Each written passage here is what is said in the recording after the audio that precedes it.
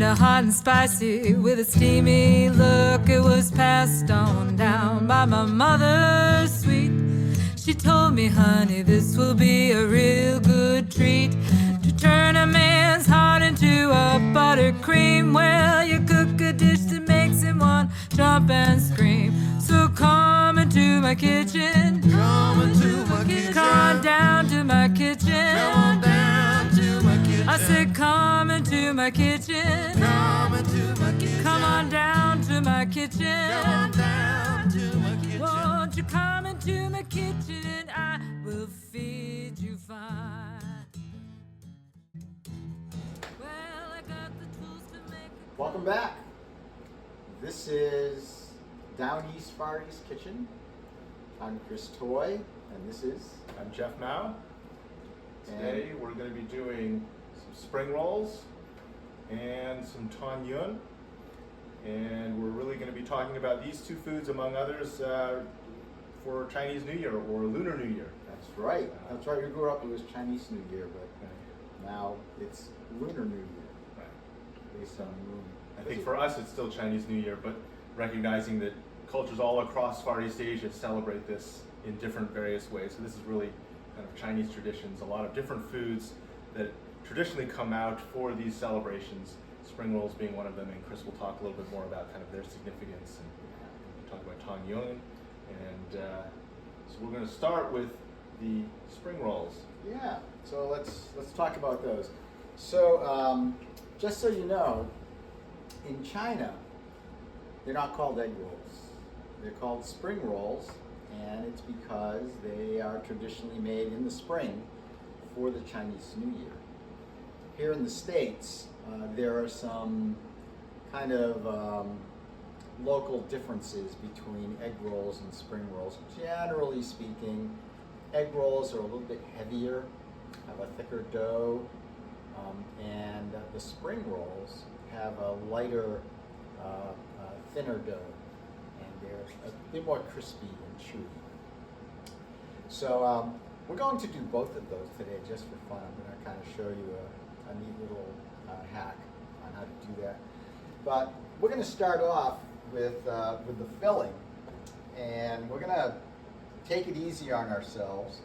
We're going to have our local grocery stores have coleslaw, and you can use that, or if you want, you can slice up the traditional Asian greens, you know, like bok choy or gailan or choy sum, and just shred those up, and that can be part of your filling. We're also going to have some mushrooms for a little umami flavor, and I've got some enoki mushrooms that I'll be using today. And in honor of the Chinese New Year, or the Lunar New Year, I'll have to catch myself, we're going to do a traditional good luck filling, which is lobster. And whether it's our traditional Maine lobster with the claws, or if you use the Western lobster without the claws, the spiny lobsters. Lobsters in Asia are considered good luck. One is because when you cook them, they turn bright red, and red is a good luck color. The other piece, though, is that the Chinese name for lobster is lung ha, and lung means dragon, ha is shrimp. So this is a dragon shrimp, which is good luck, both for its color and for its size. So we'll be using some lobster and some of our coleslaw and our mushrooms as our filling for our rolls today. For flavoring, I'm going to use a little bit of hoisin sauce and thick soy sauce, or a soy sauce glaze. You can use whatever sauces you would like. You just want to make sure not to make it too wet, because if you do that and make your rolls with a wet filling, it's going to make it very soggy. So let's get started. I've got about a teaspoon of oil in here. You can just use a neutral oil. So I'm using peanut oil in this. And what we'll do is we'll coarsely chop our lobster here. It's already been cooked, so you just steam that. There we go.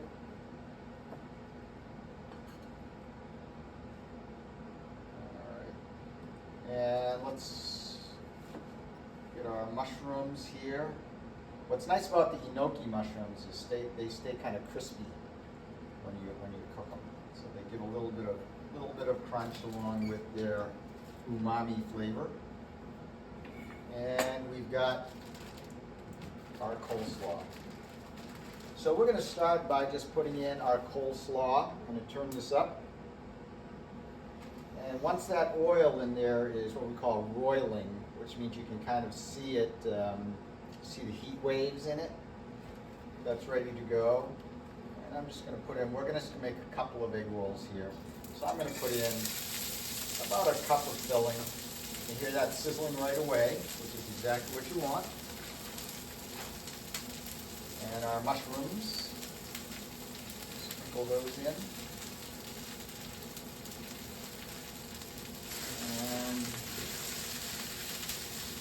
stir fry. And what we want to do here is we don't want these to get soggy. We just want to soften them up a little bit. Get a little charring in there. So, you know, maybe stir fry these for a minute or so before I add my lobster.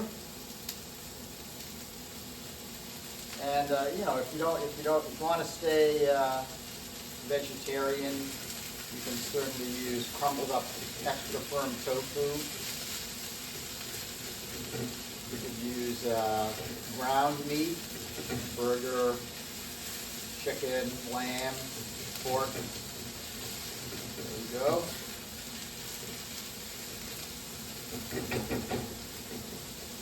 And we'll put in about a teaspoon each of these. These are pretty salty, so you want to be careful not to add too much. A little bit. Remember, we don't want a lot of liquid here, which is why I'm not using the traditional thinner soy. You see, these are both kind of thick glazes. We'll give that a stir. All right. So I'm going to let this cool off a little bit. There we go.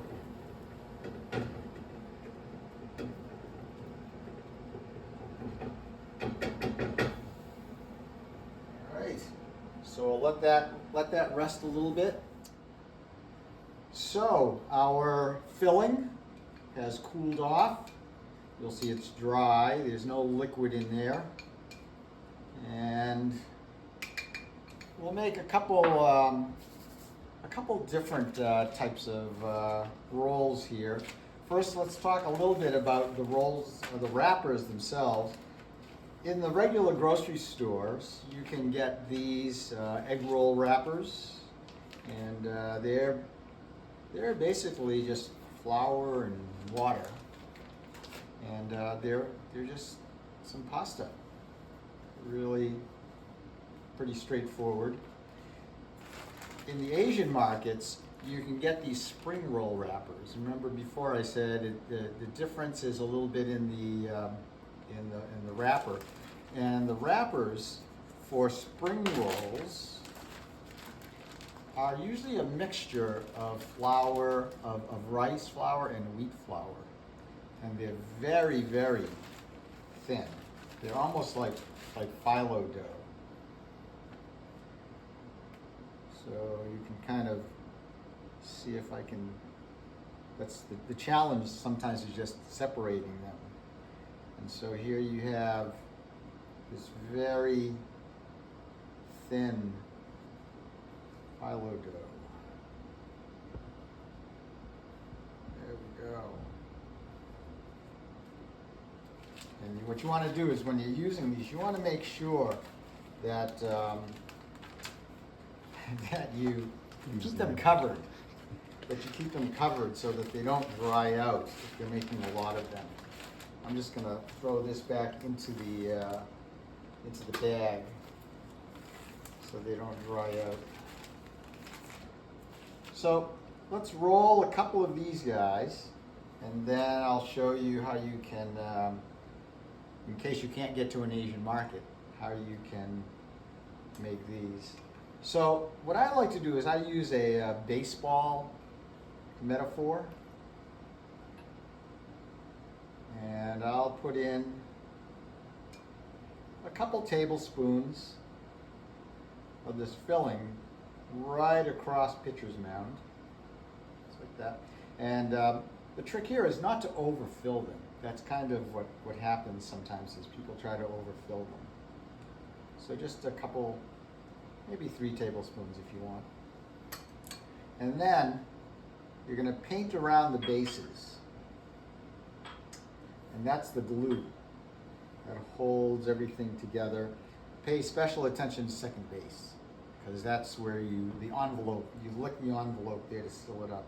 So you'll take first and third, you'll overlap them, press a little bit, take home plate, bring it up, tuck it in, roll it up. You can see how thin it is. You can see right through it.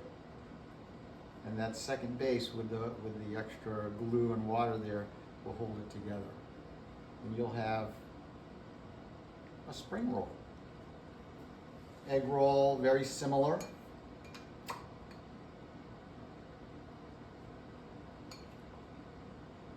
Take our lobster filling for good luck. Put that right across.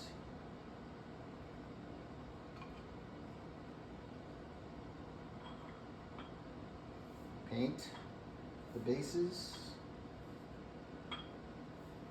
Second base, make sure that's nice and wet. First and third, just overlap it a little bit. And don't overlap too much because you'll make a really short egg roll. And then you'll come up, tuck it a little bit, and then roll that infield up. And again, there's that wetness on second base, which will keep it nice and sealed. But you can kind of see, this you can see through it. This one here is a little bit more opaque. So you want spring rolls, but you don't have an Asian market close to you. So what you can do, which is great fun, is get a couple of these wrappers, and what we're going to do is we're going to stack them, and we're going to dust both sides of our egg roll wrappers with some flour. And if you want, you could also use cornstarch. So I'm just going to make this so that they don't stick together when I stack them. Go.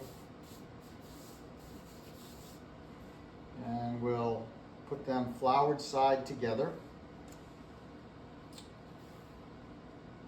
And they're a little bit wide for my pasta roll. Oh yeah, by the way, this works if you have a pasta roll. You could also do it with a rolling pin. Just a lot more work, but you could do it. So what I'm going to do is I'm just going to slice this like that. And I've got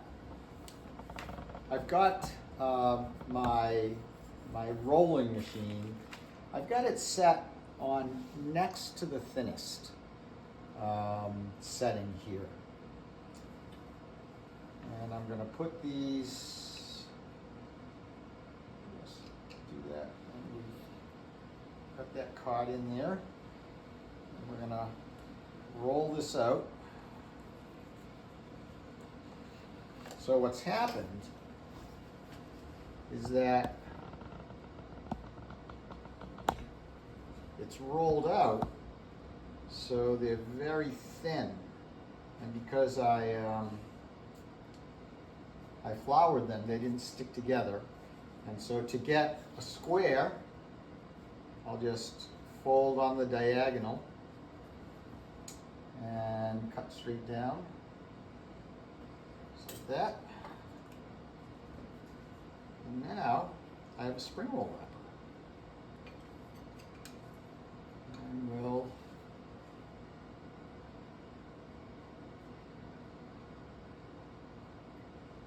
just fill that with our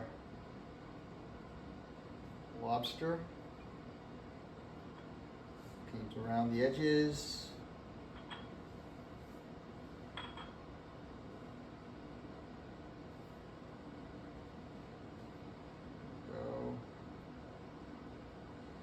Fold it up, tuck it in. Spring roll. So let's head over to cook these. All right. So to cook our spring rolls and egg rolls, we're going to need some oil. I'm using some peanut oil here. And a way to tell if your oil is hot enough is to take a wooden chopstick, or if you have a wooden spoon or something like that, and just dip that into your oil. And when you dip it in, if it bubbles vigorously like that, that means the oil is hot enough to deep fry your egg rolls without having them sit in there too long. This is, I like it, I like mine to be a little bit hotter, so I am going to turn this up a little bit. Try not to start a fire. There we go. All right, so while I'm waiting for that to heat up, let me show you a really quick way to make duck sauce.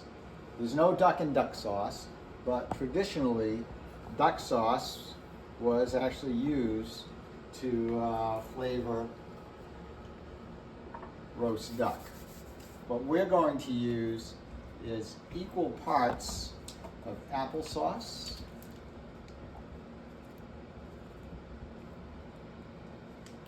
and crushed pineapple.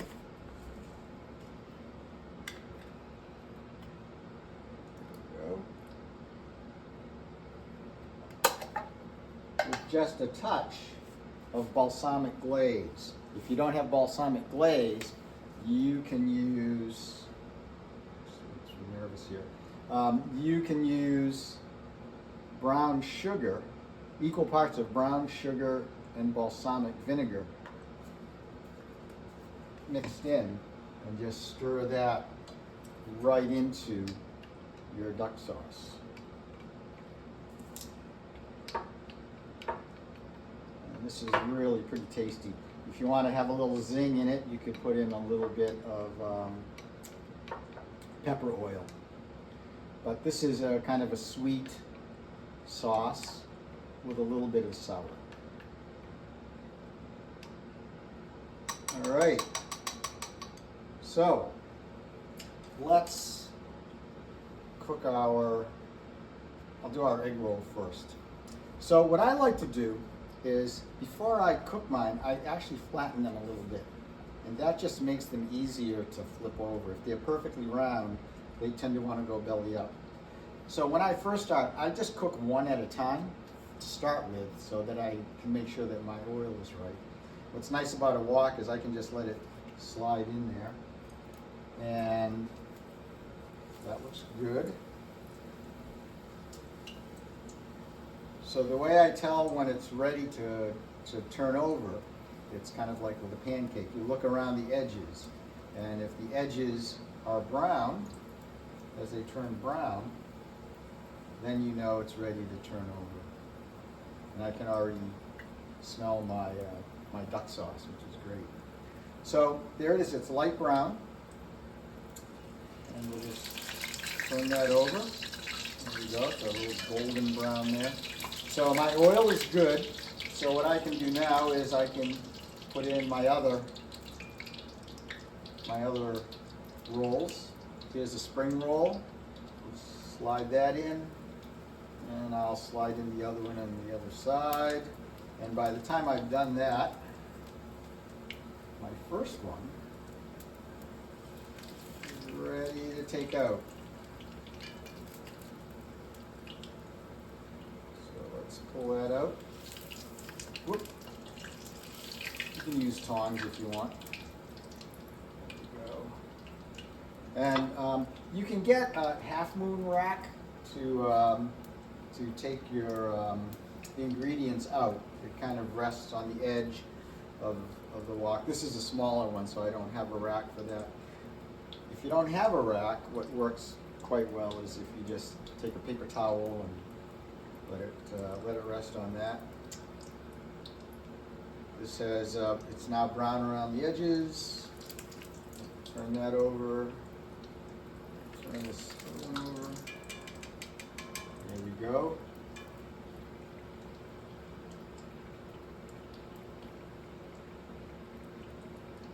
And we'll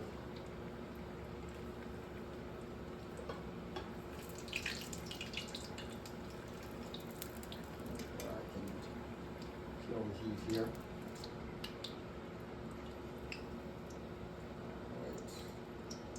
So the advice I usually give is only make as many as you're going to eat of these. There really is no easy way to heat these guys up. If you try to microwave them, they'll be soggy. If you try putting them in the oven, they get a little bit chewy. They're never crispy again as when you take them out of the oil. So the way I like to serve these, I'm going to do this one because it's cooled off a little bit, is I cut them at a 45-degree angle, just like that. And when you do that, they make a great dip. So you can just kind of like that. This is really hot.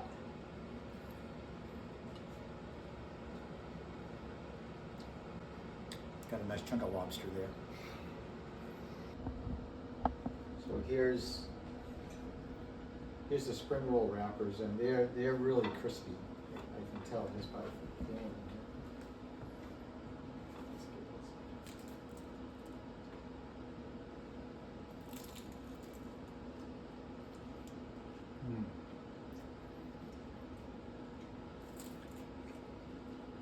So this spring roll wrapper is a little bit more what I usually associate with when I'm in a restaurant. Yep.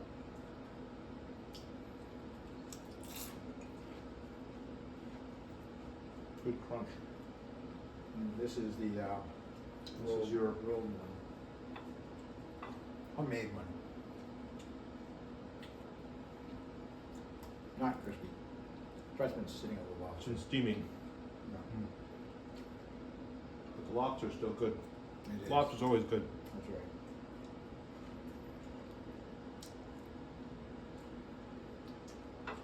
So the duck sauces, people are amazed by the duck sauce. That's all you have to do. And you can also add, like,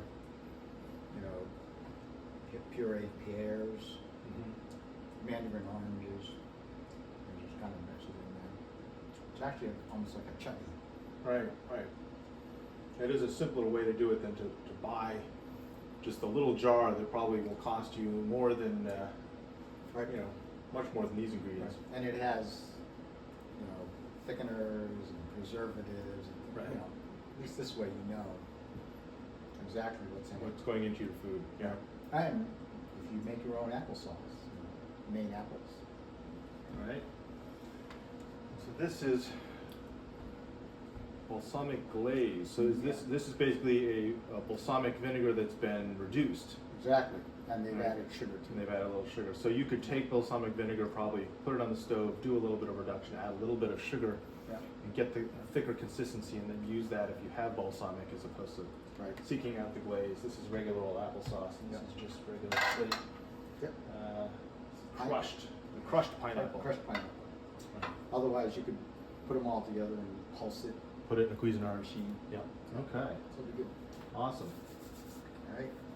All right. So the Tang Yuan is a round rice, glutinous rice ball. It's typically sweet, although nowadays I think as you look around, you'll find folks who are making both sweet ones and savory, and they're serving them both as a dessert as well as in a more savory dish. And when I look on the internet now, I think the Instagram world has gone from traditionally white ones to a whole rainbow of colors to represent lots of different things. I just saw a post the other day that was associating various colors of the rice balls to various things like harmony and other things like that. The Tang Yuan is often served at the Lunar Festival because the balls look like the moon. It's the Lunar Festival, and the round balls also are supposed to be associated to this notion of kind of reunion and harmony, and so by eating them at the beginning of the year, the idea is that you're hopefully bringing back together your family for reunion and having harmony in your family and in your life in general.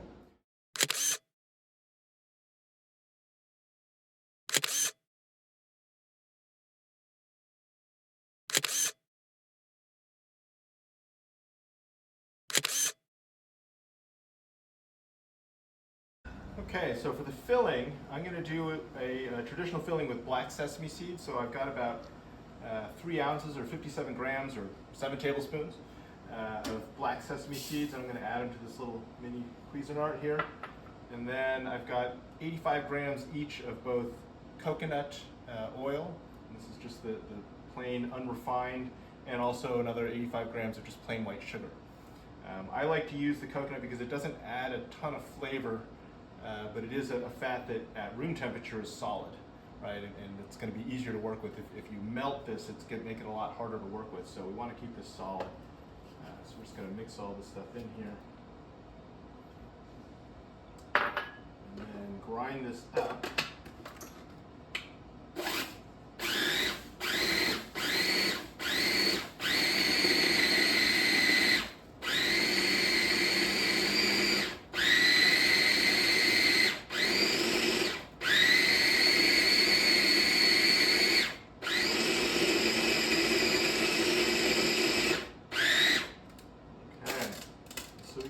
This texture at this stage is pretty good. Just the grinding itself, that process kind of breaks down some of that fat, and so it starts to get a little bit liquidy, and I think even some of the friction starts to warm it up. So we're going to take this, I'm just going to transfer it to the refrigerator and let it cool down. It'll harden up, it'll make it easier for us to form it into little balls. Okay, so this has been in the fridge for probably about 15 minutes or so now. And it's definitely firmed up. I'm going to pull out the blade so we don't cut ourselves. And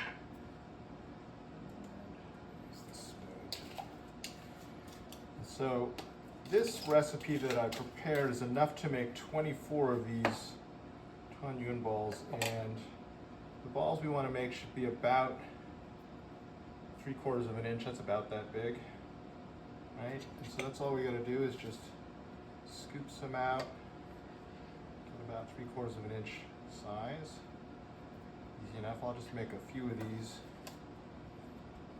so that we have enough to taste them and try them out. We won't make all 24 just now. That's probably enough of those for now.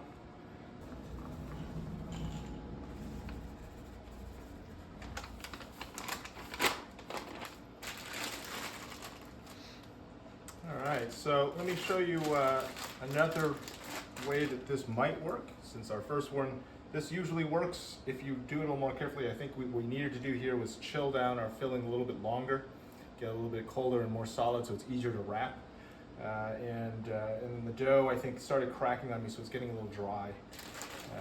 What I've got here is my grandfather would always use, as I said, those individually wrapped caramels. Couldn't find those, but I found something here called Kraft Caramel Bits, and they're little round balls. They're kind of pea-sized caramel balls. And I'm going to assume that I can take a couple of these, just 3 of them, and just kind of squish them together. Yep, that works. to make one little ball.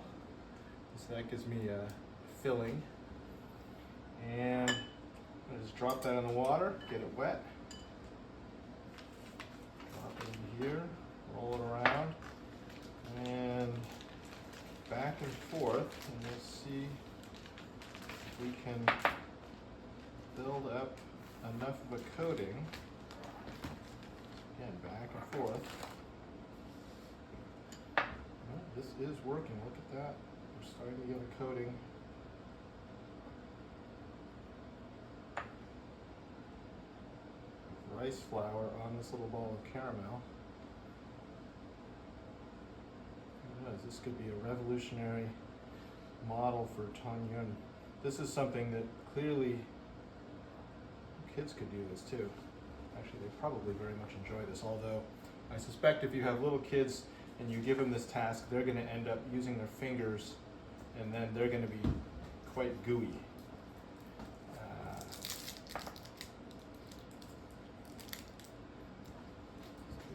A couple more rounds, but you can see pretty quickly. Let me get another 3 of these things out.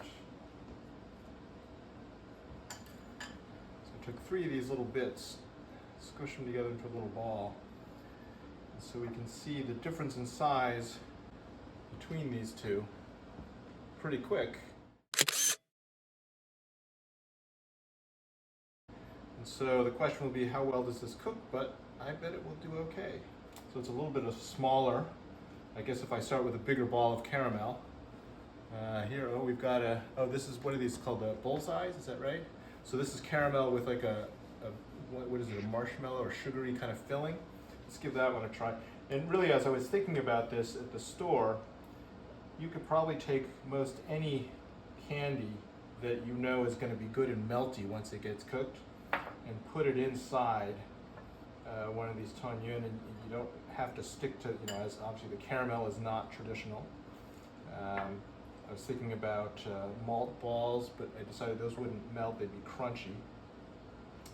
But I'm sure if we can find some chocolate that's in a somewhat of a roundish shape, you could have probably chocolate on the inside. Oh yeah, look at that. That's coating up quite well. See, I'm doing what I said the kids would do. I'm using my fingers. Let me try and avoid using my fingers so I don't get so dirty. What else would be good in there? I bet you could probably do something with, I did look.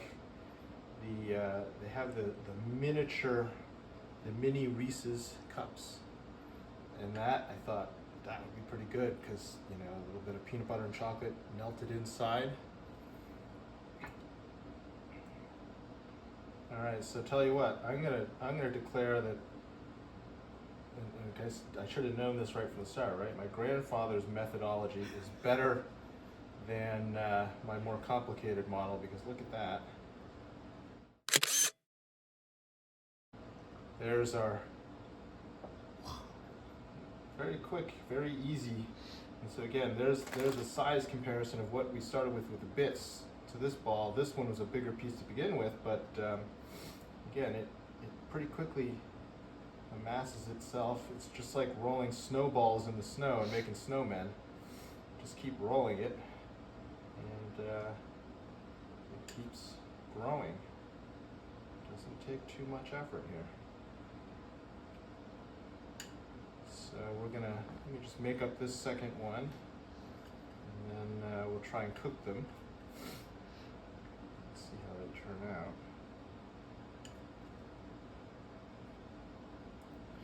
So probably it's better to do this rolling and shaking, and then my chopsticks will spend less time getting gooey.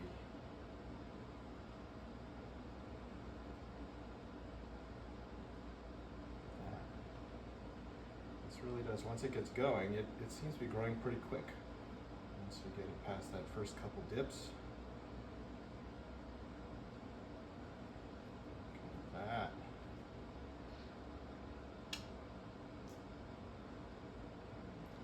Two more layers. This one will be ready to go, I think. It must be a math thing. As it gets bigger, is it exponential? It is, because of course the volume of a cube is 4/3 pi r cubed. So it is exponential. It's kind of like why pizzas, you know, that 16-inch pizza is really a lot more pizza than that 12-inch pizza because of that squaring in the area, but this is now volumetric, and so we're actually getting a cubing effect here. Look at that. Very good. Okay, so over here we've got some boiling water.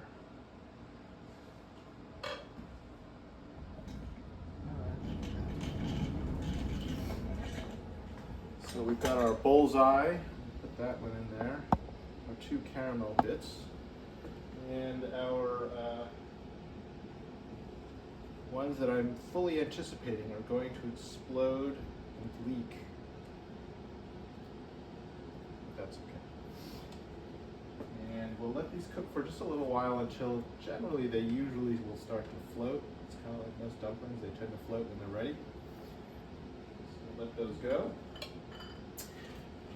For the sweet ones, I think oftentimes they're served in a bowl, usually with just some of the cooking water even, because the water itself gets a little bit starchy from the flour, and then of course you always get a couple of these things that burst, so you get a little bit of sweetness in there. Some people will add a little bit more sugar, but I actually like just the plain kind of hot water with the Tang Yuan because the sweetness kind of balances with the plain water.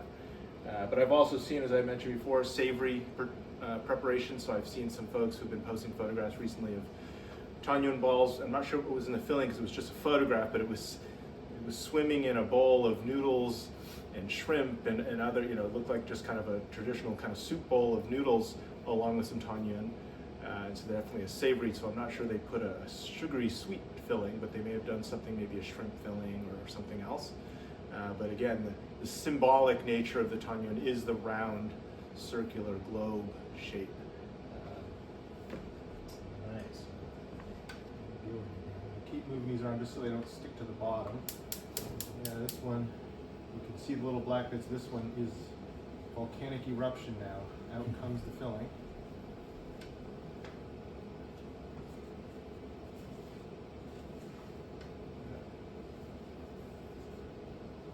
Those bubble away for a minute. Okay, so the Tang Yuan are ready to go. You can see they are floating. So I'm going to pull them out here. So this one is the bullseye. I'll give that one to Chris. And one of these caramels, and then this one did not explode as badly as I thought it would. Get another one of those. This one definitely had a bit of an explosion. Let's get a little bit of this. All right, so why don't you talk about the Tang Okay. Yuan? So we've got the Tang Yuan here in a bowl, and we've got some of the cooking water, and you can see successfully my grandfather's method worked perfectly, and my manual method was a little bit messy, but actually in some ways it meant a little bit of the sugar got into the water. I'm actually going to release this one. This is awesome. It's awesome. You like it? Which one did you just try in there? One of your grandfathers. Was it the caramel? The little one. Yeah. But now, is one of these the bullseye? The big one, the clean looking one. That's the bullseye. Mm. So there's definitely a down east, far east, east, west. Something. Something. All right.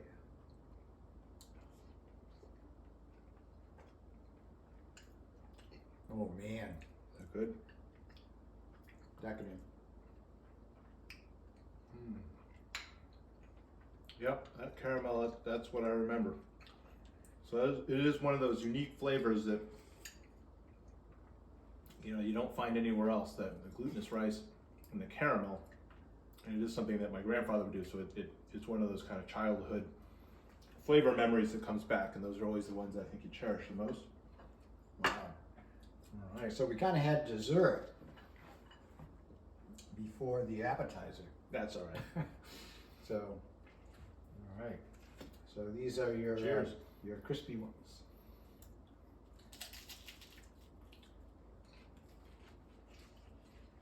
Great.